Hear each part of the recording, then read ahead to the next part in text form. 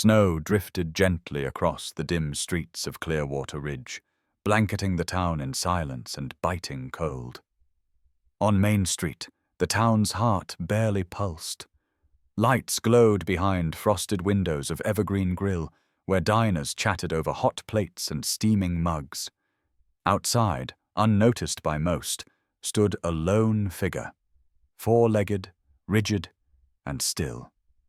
Rex, a German shepherd whose fur had lost some of its luster, stared through the glass. He didn't bark. He didn't whine. He simply stood, head slightly bowed, eyes fixed on something far beyond the steak or chicken pot pie. His paw lifted, barely tapping the window. No one looked. No one cared. Inside, a waiter rolled his eyes. "He's back again. That stray mutt." Russ, a burly kitchen worker, muttered, "Give me 5 minutes and a broom. He won't be back tomorrow." Before Russ could move, a new voice cut in. "Leave him alone," said Officer Mason Reed, standing from his corner booth, tossing a few bills on the table. He adjusted his badge and stepped toward the door. "I've got this." Mason had been in Clearwater Ridge for only 3 weeks, transferred after a case in Chicago ended with too much blood and not enough justice. He didn't talk much. People said he was cold, distant. But Mason knew what it meant when someone watched from the outside, quiet and desperate. Outside, the cold cut sharper than it should have. Mason approached the dog slowly. "You hungry, buddy?" he asked, kneeling down. Rex didn't flinch. He just looked at Mason, direct, measured, like he was evaluating him. Mason pulled a granola bar from his jacket pocket, unwrapped it, and held it out. "Not steak, but hey, it's food." Rex sniffed, then took it gently. Inside, Russ knocked on the glass, fuming. "That thing's gonna scare away customers." Mason ignored him. "You've got manners," he said, rubbing behind Rex's ears. The dog didn't react much, but didn't back away either. Just then, a voice piped up from behind him. "Can I pet him?" A little girl, about 10, stood beside him, eyes wide. Lily, bundled in pink layers and innocence. Mason looked at Rex. "Up to him." Rex glanced at the girl, then gently lowered his head. She reached out and touched his fur. "He's soft," she whispered. "Why's he out here alone?" Mason didn't have an answer. Not yet. Back at the cruiser, he opened the rear door and gestured. "Want to come in?" Rex hesitated. Then, without a sound, he jumped in and curled up like he'd done it 1,000 times before. That night, Mason brought him home. Gave him water, food, a blanket.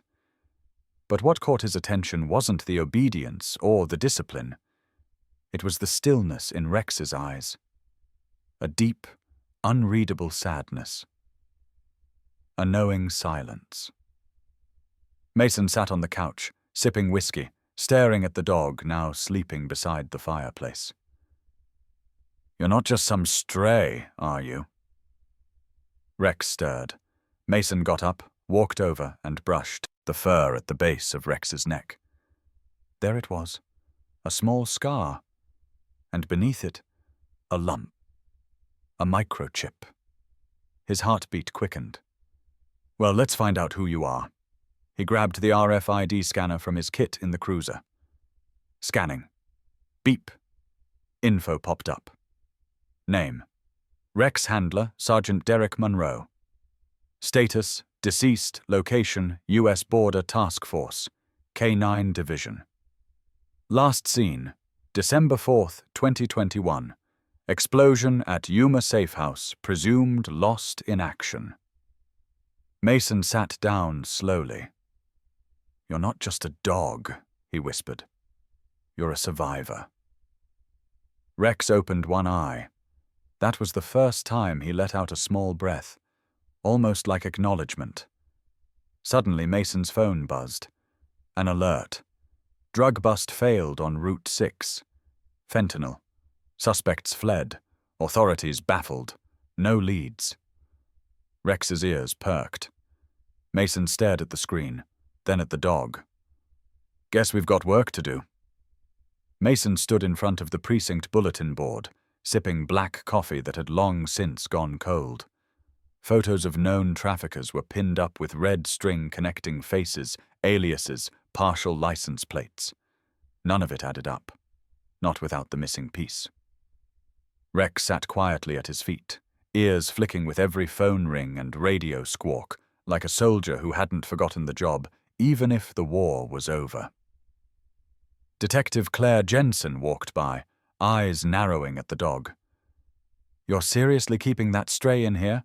she asked, tapping her fingers on a stack of case files. "He's not a stray," Mason said calmly. "His name's Rex. He served in the K-9 division. Got left behind after an explosion in Yuma 2 years ago." Claire raised a brow. "You verified that?" "Microchip matches. Handler was Sergeant Derek Monroe. Died in the same explosion that supposedly killed Rex." She glanced down at the dog. Rex returned her gaze, unflinching.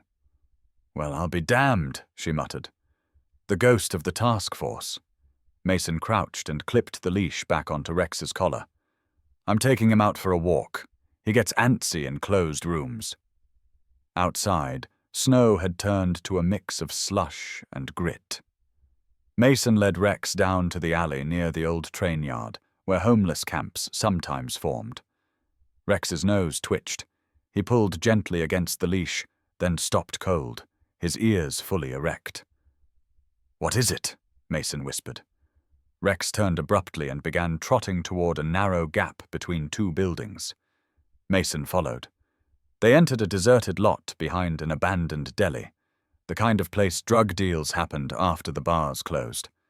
Rex circled an overturned trash bin, nose to the ground. Then he stopped and let out a low growl, barely audible.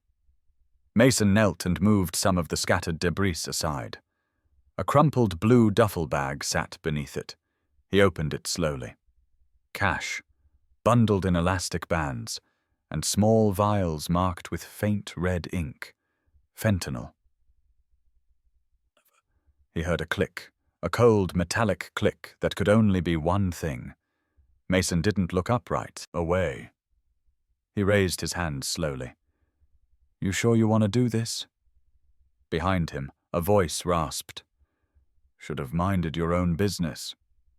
Mason turned just enough to glimpse a skinny man in a grey hoodie, holding a pistol two-handed like someone who had practiced it in a mirror but never pulled the trigger in real life. His name came to Mason in a rush. Miguel Renteria. Known runner. Small time, but known to have ties to the Novak cartel. "I wasn't looking for you," Mason said evenly. "But now that I found you, I'm not leaving empty-handed." Miguel's hands trembled. That's when Rex moved. Not a bark, not a leap, just a blur. He shot forward, teeth sinking into the man's forearm before the trigger could be pulled. Miguel screamed, dropped the gun, and collapsed under Rex's weight. Mason kicked the weapon away and cuffed him while Rex stood over him, breathing hard, tail rigid. "You remember how to take down suspects?" Mason asked, panting. Rex looked up with eyes that said he never forgot. Later that night, Mason filed his report while Rex lay curled beneath the desk. Claire walked in, holding her tablet. "The forensics team ran the serial on the cash bundles," she said. "Some of it was marked by the DEA last year, from a sting that went bad. Guess where?" Mason didn't answer. "Yuma. The same safe house where Monroe died." Mason leaned back, eyes narrowing. "So whoever survived that blast, they didn't just walk away. They took the stash." Claire nodded, and started moving it across the state line, quietly, until your dog sniffed it out. Mason's gaze dropped to Rex, asleep now, but twitching in his dreams. "What else are you trying to show me?" he whispered. The next morning, While Mason and Rex were out on patrol, a black SUV followed them 3 blocks too long. Mason noticed. At a red light, the SUV turned off down a side street. Later, when they returned to Mason's apartment, the door was ajar. He pulled his gun. Rex entered first, silent, alert. No signs of forced entry, nothing stolen. Just a single note left on the kitchen counter, written in sharp block letters. "Back off. You don't know who you're messing with." Mason crumpled the note. Rex growled. Mason bent down beside him. "Looks like we just made someone nervous, partner." He didn't know it yet, but this case wasn't about drugs anymore. It was about silence, betrayal, and a ghost that had never been laid to rest. And Rex, the dog everyone had left for dead, was about to blow the whole thing wide open. Snow fell heavier the next morning. It was the kind that muted sound, as if the entire world had dropped into a hush. But Mason couldn't shake the weight in his chest. The warning note had shifted everything. He had hit something real, something people were willing to kill for. Inside the precinct, Captain Rivera wasn't buying it. "A note?" he repeated, leaning back in his chair. "That's your evidence someone's targeting you." Mason tossed a manila folder on his desk. "A DEA-marked cash bundle from the Yuma bust, a suspect tied to the Novak cartel, and a former K-9 who found it before I did." "Yeah, that's evidence." Rivera glanced at Rex, seated patiently at Mason's side. "I didn't authorize you to reopen anything connected to Yuma." "I didn't reopen it." Mason shot back. "It reopened itself when Rex led me to a fentanyl drop." Rivera's eyes hardened. "Watch yourself, Officer Hayes. You're chasing ghosts." Mason leaned in. "Then why are those ghosts following me home?" That night, Mason couldn't sleep. Rex sat on the windowsill, ears alert. Every time a car passed or a branch cracked, the dog's head turned sharply. He was on edge, too. At 3:14 a.m., Rex bolted upright. Mason was already grabbing his pistol. A sound came from the stairwell. Soft, cautious. Not a junkie or a drunk. This was careful. Rex crept to the door and let out a low growl. Mason flicked the safety off and crouched by the frame. The doorknob turned. He pulled the door open fast. Nothing. But on the floor, taped to the mat, was a USB stick. No note. No envelope. Just black plastic, ominous in its simplicity. Mason plugged it into his secured laptop and waited. A single file. No label, no metadata. Just 27 seconds of footage. The timestamp. 2 years ago. Yuma, Arizona. The safe house. Before the blast. The video showed a group of men, masked, tactical gear, no insignias, entering through the back. Monroe, Rex's old handler, stood with 2 other agents near a table full of seized cash and vials. No one spoke. Then one of the masked men shot Monroe in the back of the head. The screen went black. Mason leaned back, jaw clenched. Monroe hadn't died in an explosion. He'd been executed. Rex whined, sensing his partner's rising anger. Mason stroked his head. "You saw it, didn't you? You were there." In the morning, Mason met with Claire behind the station. "You're going to want to sit down," he told her, then handed her the USB. After watching it, she went pale. "I know that guy," she whispered. "The shooter, he's not Novak. He's DHS, Ryan Kavanaugh. He disappeared right after Yuma." "Why would Homeland Security kill a DEA task force?" Mason asked. Claire's voice dropped. "Unless the drugs weren't supposed to be seized." They both stared at Rex, who was sniffing along the tire tracks behind the building, head snapping toward the east lot. Without warning, he darted off. Mason chased him across 2 streets, through a gas station lot, and into an alley behind an old storage unit. Rex stopped at Unit 114, ears twitching. Mason tried the door. Locked. He backed up, took a breath, and kicked it open. Inside, stacked boxes of sealed vials, marked medical shipments, but the labels were forged, and taped to one of the crates was a printed manifest. Shipped from Yuma Recovery Center to Fort Corps, redistribution via DHS East. Mason took pictures, heart racing, but before he could call it in, headlights blazed behind him. A black van pulled up fast. Doors opened. 2 men jumped out in tactical gear. "Hayes!" one barked. "Step away from the evidence." "No ID, no warrant, no badge. You first," Rex growled, teeth bared. The man on the left reached for his sidearm. Rex lunged. Chaos exploded. Rex tackled the man to the ground, giving Mason just enough time to sweep the other's leg and slam him into a crate. A gun clattered away. Rex stood over the attacker, blood on his muzzle but not his eyes. Those were sharp. Focused. Mason cuffed both men using their own zip ties. "Your cargo's staying here," he said. "And so are you." Later, in the back of his patrol car, one of the attackers laughed. "You think you've done something heroic, Hayes? You just made yourself a target." Mason stared into the rearview mirror. "Good.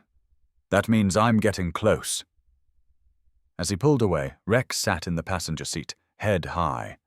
He wasn't just a survivor. He was a witness.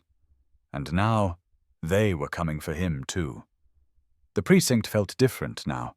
What had once been Mason's refuge had turned into a cage of suspicion. He walked down the corridor, Rex padding silently beside him. Every glance from a fellow officer felt loaded. Some nodded. Others avoided his eyes altogether. And a few, cold as stone. Mason entered the evidence room and locked the door behind him. He laid out the photos from the storage unit, the fake manifests, the DHS shipping labels, and the sealed vials with blank lot numbers. Rex stood watch by the door, alert. Mason picked up his phone and called Claire. "We need to talk. Somewhere quiet." They met an hour later in a closed-down diner 2 towns over. The kind with cracked vinyl booths and a jukebox that hadn't worked since '98. Claire slid into the booth across from him and pulled her hoodie lower. "I checked the manifest codes. They were printed using an internal federal font, stuff you can't just Google. That's someone with access." Mason nodded. "Someone buried deep. And here's the kicker," she added, pulling out a flash drive. "That van. Its registration traces back to a shell company in D.C. with silent shareholders. One of them is, get this, the widow of Agent Monroe." Mason stiffened. "That doesn't make sense. She wasn't even part of law enforcement." "Exactly. So why would she suddenly have power of attorney over millions in fake shipping inventory?" A shadow passed the window. Claire glanced out and tensed. "We don't have long." Mason leaned forward. "There's more. I had Rex sniff the second crate before forensics picked it up. He reacted hard, like he did the day he found the first drop. Same chemical signature. He's onto something." Claire's eyes narrowed. "So Rex is our only link that can't be manipulated." They sat in silence for a beat, both realizing how alone they were. Then Mason's phone buzzed. No caller ID. He answered. "Officer Hayes." A voice rasped. "Back off. This isn't about you." "Who is this?" "Your dog's already cost us too much. Do not bring him to the press." The line went dead. Mason stared at the phone. Claire's eyes widened. "They're watching us." Mason grabbed Rex's leash. "Not just us. Him." That night, Mason's home was quiet. Too quiet. He double-checked every lock, closed every blind. His gun stayed holstered but ready. Rex paced the living room, growling softly at unseen threats. At 2:41 a.m., Rex froze, then bolted to the front door, snarling. A loud crash. The living room window shattered. Flashbang.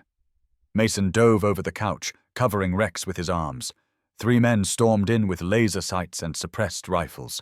Rex moved first.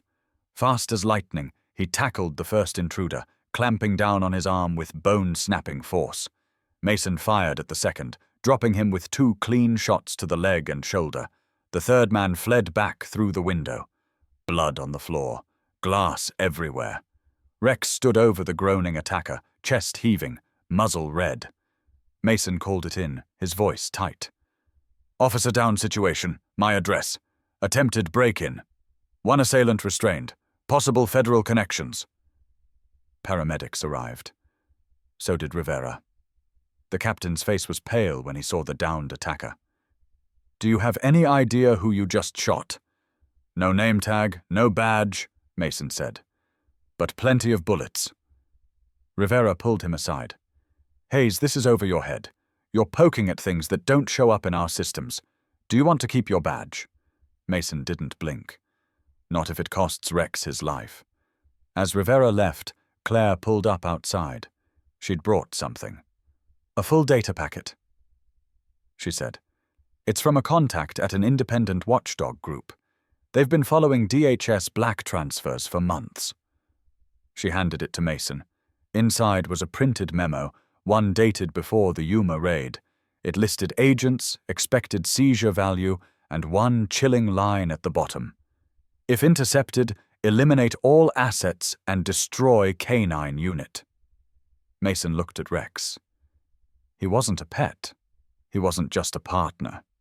He was the reason any of this was unraveling. And someone wanted him dead because of it. The next morning brought a thin frost over Mason's porch, but his blood ran hot. He stood in his kitchen, staring at the printed memo again. That single line, "Destroy K9 unit," looped in his mind like a warning siren. Rex lay nearby, one ear perked, eyes half closed but always watching. He hadn't slept much either. Claire showed up just after 6 a.m., 2 coffees in hand and a look that said the news wasn't good. "I called a buddy in cybersecurity," she said, setting down a battered laptop. "He traced the USB drop. It was uploaded from inside DHS. Atlanta, but the terminal ID was scrubbed. That kind of masking takes serious clearance." Mason leaned in. "Then whoever's behind this has power. Real power." Claire nodded grimly. "And they're getting sloppy if they're dropping bodies and flash-banging your house in the same week." Rex stood and padded over to the door. "He hears something," Mason whispered. They followed Rex outside. Across the street, a car sat parked, engine idling. A man in plain clothes sat behind the wheel, pretending to scroll his phone. Mason approached calmly, Rex beside him. The man didn't even pretend surprise. "Morning, Officer Hayes." "Who are you?" He held up a badge. DHS, black badge ID, no name. "This isn't your lane, officer. Drop the files. Hand over the USB. Retire early, or you won't live to regret it." Mason stared at him. "Is that official policy?" The man's smile didn't reach his eyes. "No, just friendly advice." Rex suddenly lunged forward and barked once, loud, sharp. The man flinched. "Good dog," Mason said. "Now get off my street." The man left. Claire turned to him. "We need to get Rex somewhere safe." "I know a place," Mason replied. "Off-grid." An hour later, they drove north into the mountains.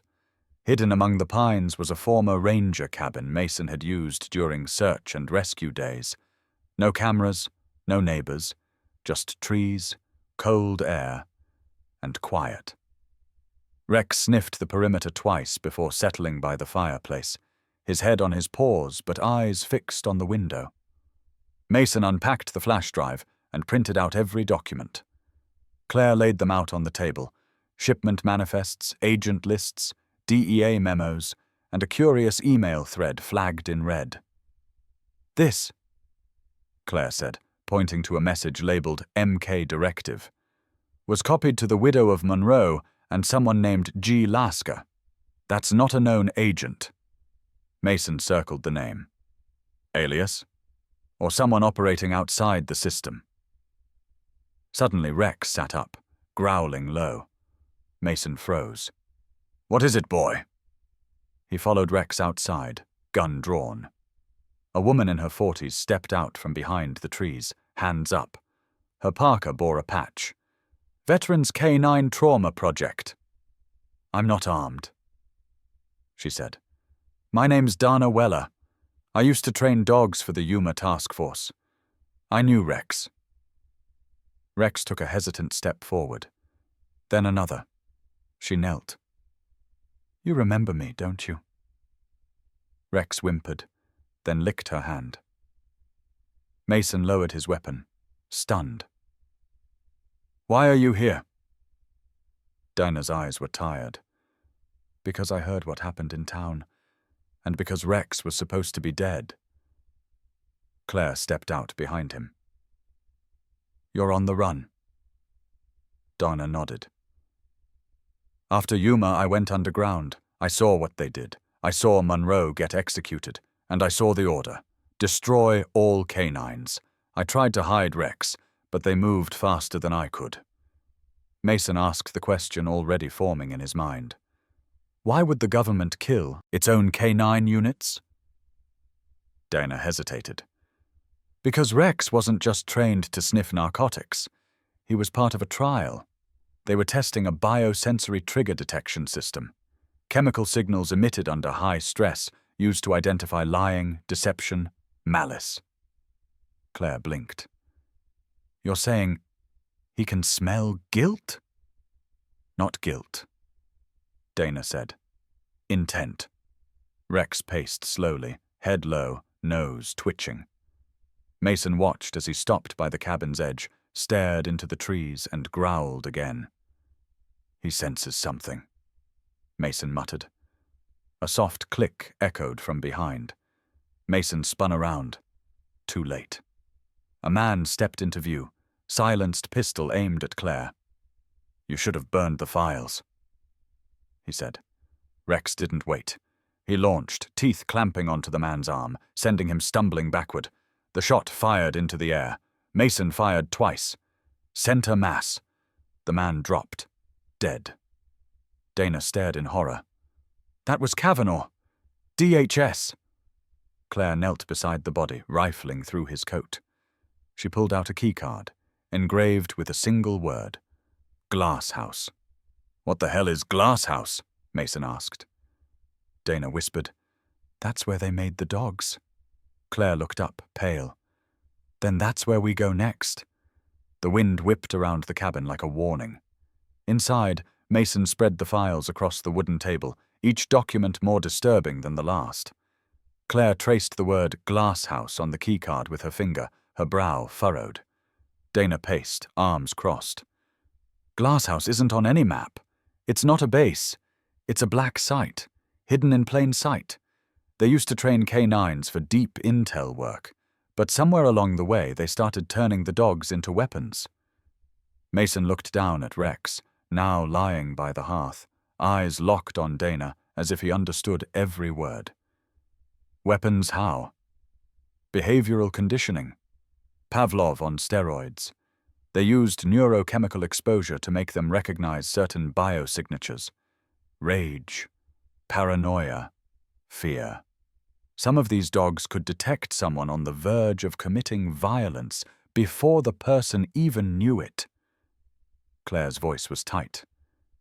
So the government bred sentient lie detectors? No, Dana said. They bred judges. The dogs began making decisions about danger, about targets, and sometimes they were right. The room fell silent. Mason finally said, If Glass House is where Rex came from, then it's where the answers are. They drove through the night, following old ranger roads until the trail led to a decommissioned military facility in Tennessee, hidden beneath a wildlife sanctuary. On paper, it was marked as a wildlife biology research center, but the gate had retinal scanners. Dana leaned toward the panel. "Let me try something." She pressed her palm to a hidden pad. A green light blinked once. The gate groaned open. Inside, silence. The main structure was built into the hillside. Concrete walls. No windows. As they stepped inside, the air turned cold. Mason held his gun low, flashlight high. "This place has been dead for years," Claire whispered. "No," Rex growled, low. They turned the corner and stopped. In the corridor ahead were two dogs, German shepherds, emaciated, shivering, but alive. Dana gasped. "Shadow! Luna!" She knelt. The dogs limped forward, tails wagging feebly. Rex approached slowly, sniffed them, then lay between them protectively. Claire's voice cracked. "They left them here to rot." They searched deeper. A lab still had power. Files flickered on dusty screens. Claire plugged in the keycard. "Encrypted storage here. But look, this document's open." Mason read aloud. "Project Sentinel, Phase 3, targets, field agents, civilian watch lists." He stopped. What the hell? The screen showed video footage, bodycam style. A man at a town hall meeting shouting at a councilwoman, a woman screaming at a pharmacy. Then a folder labeled "Cleared" with Rex's ID number. Mason clicked. A video played. A shaky hallway, Rex lunging at a man seconds before he pulled a concealed gun. "They trained them to predict violence, and then used them to eliminate the threat," Claire said quietly. "But who gave the dogs permission to act?" Mason asked. Dana shook her head. "No one. That was the experiment.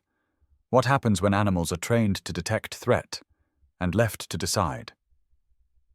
Behind them, something beeped. A countdown. Claire's eyes went wide. "Oh my God, the site's rigged." A distorted voice echoed from overhead speakers. "Containment compromised. Project terminated." Mason grabbed the files. "Move!" They sprinted out as the overhead lights flickered and turned red. Rex barked, corralling the weakened dogs toward the exit. In the rear corridor, a metal shutter began closing. Dana slid through, then helped pull one of the dogs under. Claire followed. Mason shouted, "Rex, now!" Rex ran. At the last second, he pushed the final shepherd forward, turned, and leapt just as the shutter slammed shut. The boom rocked the hillside. Smoke poured from the vents. Outside, the group stood stunned, breath visible in the cold air. The cabin behind them was buried. "Rex," Claire whispered. Then the rubble shifted. A black snout broke through. Then two paws. Rex crawled out, coughing, covered in ash. Mason dropped to his knees.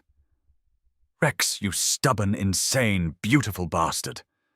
Rex licked his cheek once, then collapsed into Mason's arms. Dana knelt, eyes glassy. He saved them. Even after everything, he still chose to save them. Claire opened her bag, pulled out a flash drive. "I got everything," she said. "Every file, every log. If we go public with this—" Mason looked down at Rex. "They'll come after him again." Dana stood.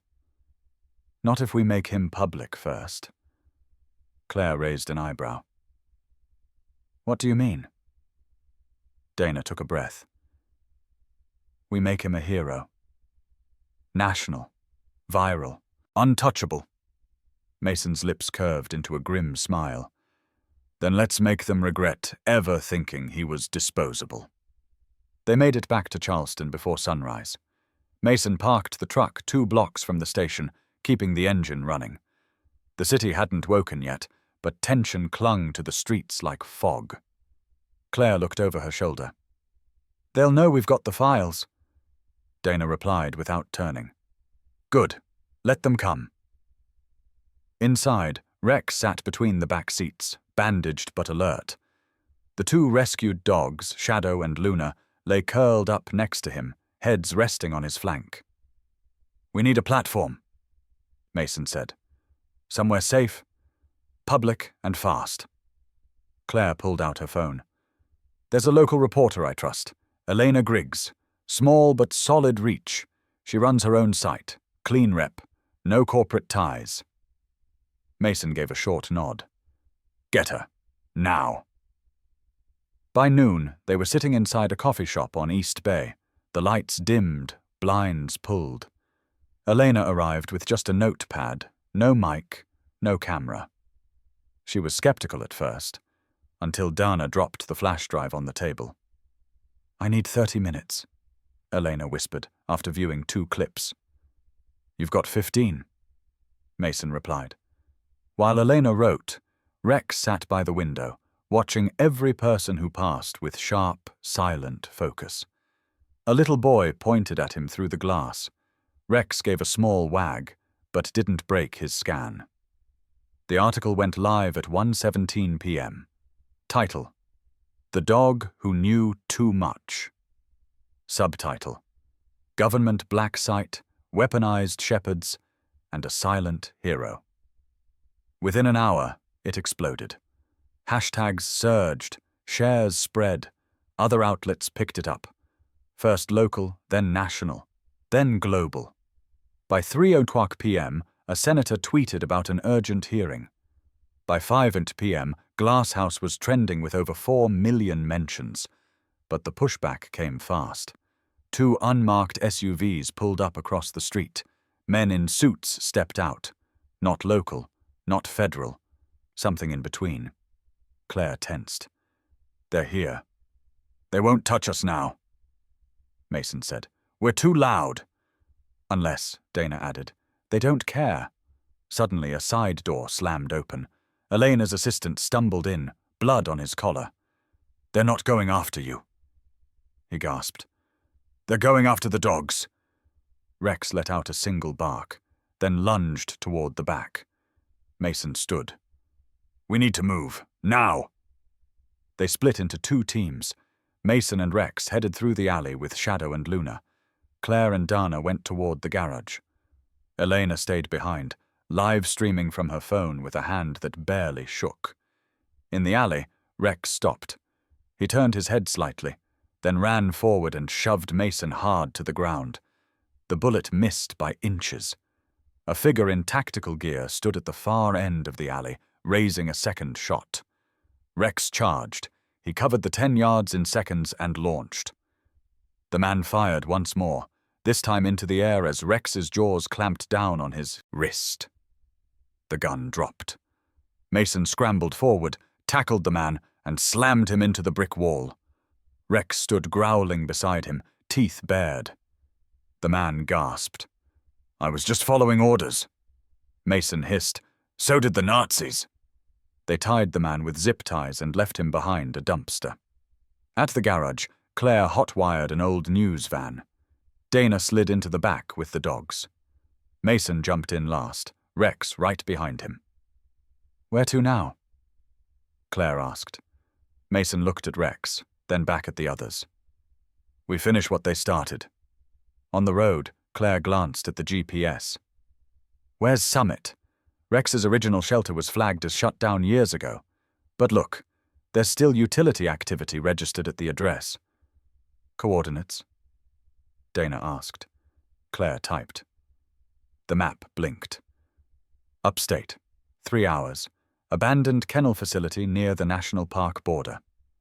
"Then that's where we go," Mason said. From the back, a soft whine. Rex sat upright, looking out the rear window. They all turned. A black drone hovered just behind the van, its lens blinking red. Dana swore under her breath. "They're tracking us." Claire floored the gas. Rex growled once, low and steady. The drone zipped closer. Then, without warning, it exploded, blown apart mid-air by a streak of something fast and metal. "What the hell?" Mason shouted. Behind them, a second car approached. Elena was driving, grinning. In the passenger seat was an old man with a scoped hunting rifle. "I brought backup," Elena said into the walkie, her voice filled with adrenaline. "Meet Walter. He doesn't like trespassers."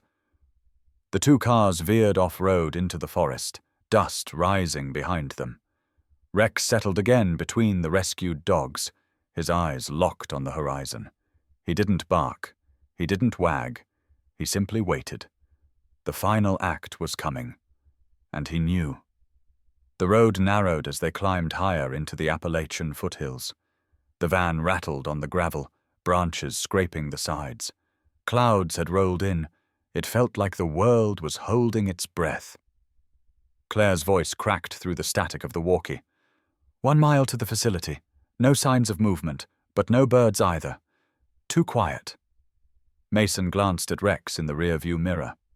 The dog sat perfectly still, ears forward, eyes locked on the trees ahead. Rex remembered this place. They pulled off the road and covered the last few hundred yards on foot. The building came into view like a ghost.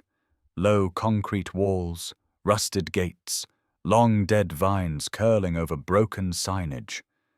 Summit Behavioral Canine Unit. Dana whispered, "So this is where it started." Claire popped the lock on the front door with a crowbar. Inside, the air was stale, thick with dust, and something metallic. "Rex, lead," Mason said softly. Rex padded ahead, muscles taut, tail still. They moved through a dark hallway lined with chain-link kennels. Most were empty. Some held shredded bedding. Others, bloodstains. Claire knelt and ran her hand across a worn tag bolted to one door. K913A. Subject, Rex. She looked at Mason. They had him in isolation. No, they studied him, Dana said, holding up a clipboard she'd just pulled from a locked cabinet. Drug resistance trials, tactical obedience conditioning, electroshock paired with food deprivation. Rex growled low. Mason said, "Let him choose the way." They turned into a central training chamber. Observation windows, smashed. Cables still dangled from hooks on the wall. In the center, a monitor flickered to life. They all froze. A man's face appeared. Older, thin, eyes sharp like glass. "Well," he said, voice calm. "You found the House of Ghosts." Mason stepped forward. "Who are you?" "I'm the reason you'll die quietly in the woods." Rex barked once. Deep. Clipped. A warning. "Dr. Vaughn." Dana muttered. "He's not just the lead researcher. He founded the entire Canine Conditioning Division under DoD black budget lines." "I built perfection," Vaughn replied coldly. "And now, perfection bites the hand." The screen crackled out. From the ceiling, vents opened. A high-pitched pulse buzzed through the air. Rex's ears twitched. Shadow and Luna collapsed to the floor, whining in pain. "No!" Claire gasped. "They're using sonic triggers." But Rex didn't fall. He stood, head high, shaking slightly, but unbroken. "Rex!" Mason shouted. "Find the emitter!" Rex leapt, launching off a fallen crate and clawing at a ventilation grate. It clattered down. Behind it, a black box pulsed red. Dana threw her multi-tool. It hit dead on, shattering the unit. The noise stopped. Rex turned. Blood trickled from one ear, but he stood tall. Then footsteps. Boots. Dozens of them. Mason grabbed a fire axe from the wall. "We make our stand here." But Claire was already running. "No. Backup is minutes out. We buy time. Rex knows the layout." Rex turned and bolted toward the rear corridors. They followed, dodging falling debris as the facility's ancient systems sparked and groaned. Mason dragged a filing cabinet behind him, jamming it into the hallway entrance as men in black flooded in, shouting. Dana tossed a smoke grenade from her bag. The corridor filled with white. On the far side, Rex led them through an old kennel chute, crawling one by one into a loading bay. Claire keyed the panel. "Van's GPS says it's close." A gunshot rang out behind them. Mason stumbled, clutching his side. Claire screamed. Dana caught him. "I'm fine," he lied. Rex turned back, growling. His eyes locked on the man emerging from the smoke, a soldier in riot gear, rifle raised. Then Rex ran straight for him. The man fired. Missed. Rex slammed into his chest, knocking him off balance. They rolled, man and dog, into a pile of crates. The man screamed as Rex clamped his jaws on the weapon hand, forcing the rifle free. Mason reached forward and caught it. A single shot. Silence. The others ran in. The man lay motionless. Rex stepped back, panting, his muzzle stained. Claire whispered, "He saved us again."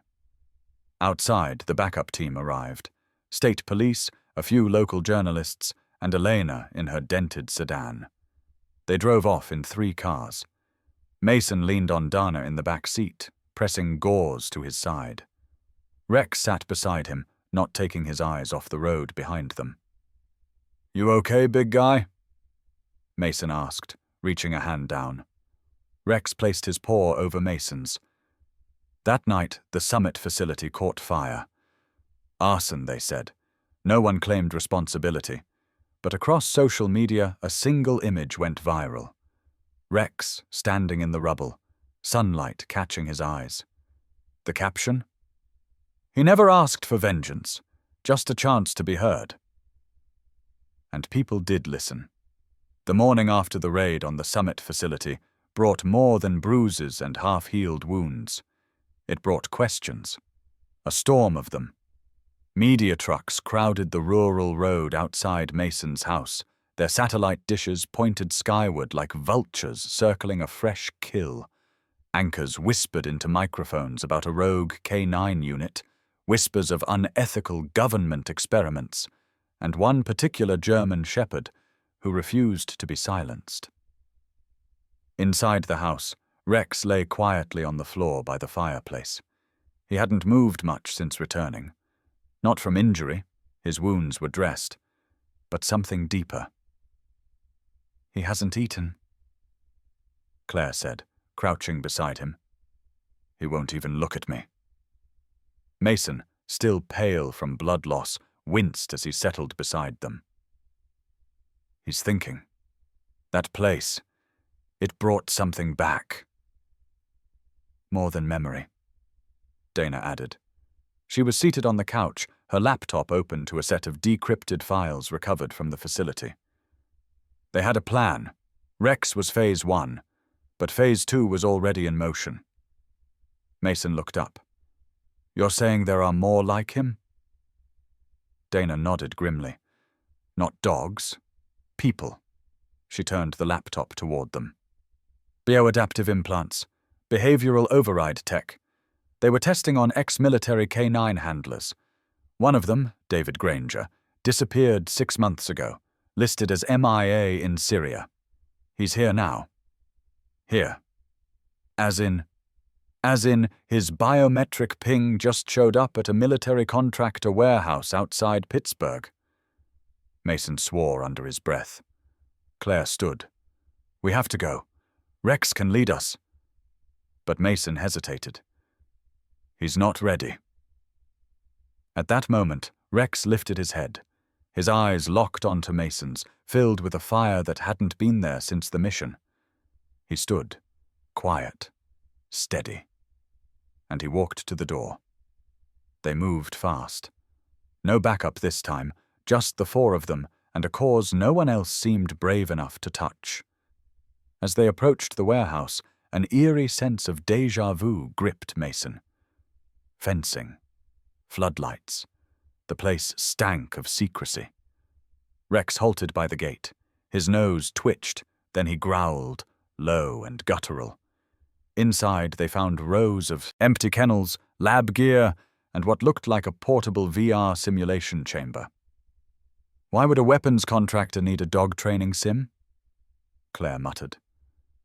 A voice echoed through the loudspeaker. Because the dog is smarter than the handler.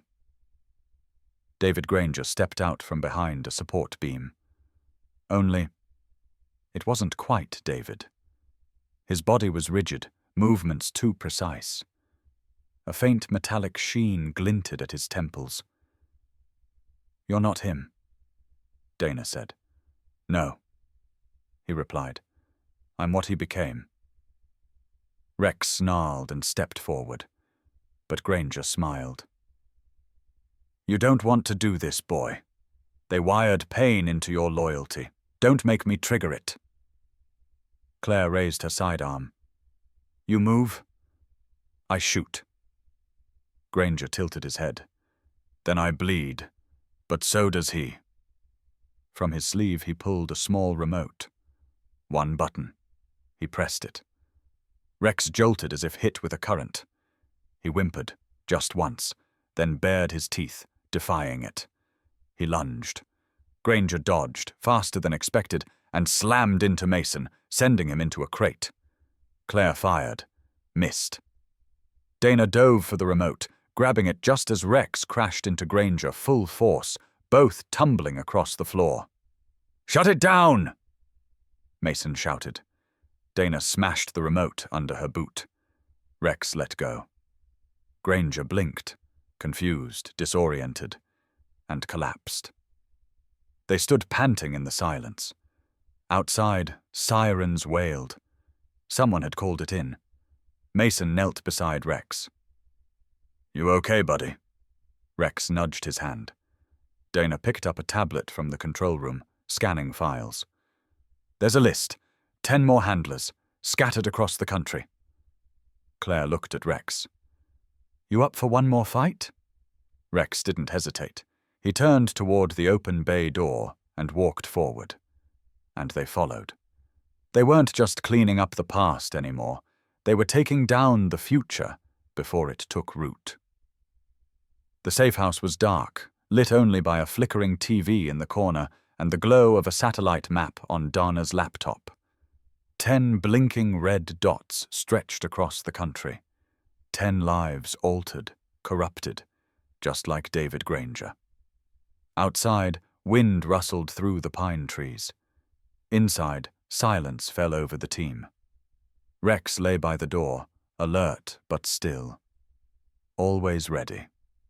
Mason leaned against the kitchen counter, a fresh bandage on his side. "We can't chase all of them, not without burning every bridge we've got left." Claire spoke up. "Then we don't do it alone." She turned her laptop to reveal a live feed. Social media. A short video had gone viral overnight, grainy footage of Rex disarming Granger, set to piano music. The caption read, "He chose pain over obedience. He chose to protect us." Millions of views, thousands of comments. Dana read a few aloud. "Where can I help? Tell me how to support the program. Rex deserves to be remembered like a hero." Mason exhaled slowly. "They're listening." Claire added, "And more than that, they believe." Suddenly, the front door creaked. Everyone froze. Then, a knock. Mason reached for his sidearm, but Rex was faster, on his feet, tail stiff, body tense. Claire edged forward and opened the door an inch. A man stood outside, hands raised, unarmed. Late 40s, ex-military build. Weathered face. Tired eyes. "My name's Jacob Reed. I served with one of the handlers on your list. He went dark a month ago. I saw what Rex did. I want to help." Behind him, 2 others stepped from the shadows. A woman in scrubs. A young vet tech with a service vest. "I work with rescued canines," she said. "We've seen strange behaviors in some new intakes. Triggered responses, aggression that didn't match their files." The vet tech added, "We think it's connected." Mason looked at Rex. Rex gave a short, decisive bark. It was time to stop reacting. It was time to lead. The next few days blurred into motion. Claire coordinated with local precincts. Dana hacked into old military archives.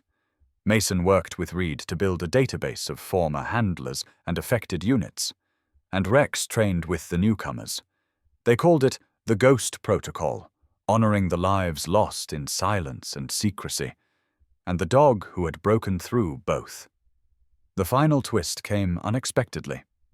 One afternoon, while reviewing surveillance footage from a decommissioned Army airfield in Arizona, Dana spotted a familiar face. Dr. Vaughn. Alive, not arrested, not missing. Standing beside a senator. What the hell is he doing with Senator Carmichael? Dana muttered. Claire's eyes widened. That's a budget oversight hearing. They're prepping to pitch this program again, cleaned up, repackaged. The dogs are just the beginning. They're going to fund it? Mason said, stunned. After everything? Dana leaned closer to the screen. Unless someone tells the real story. And this time, they did.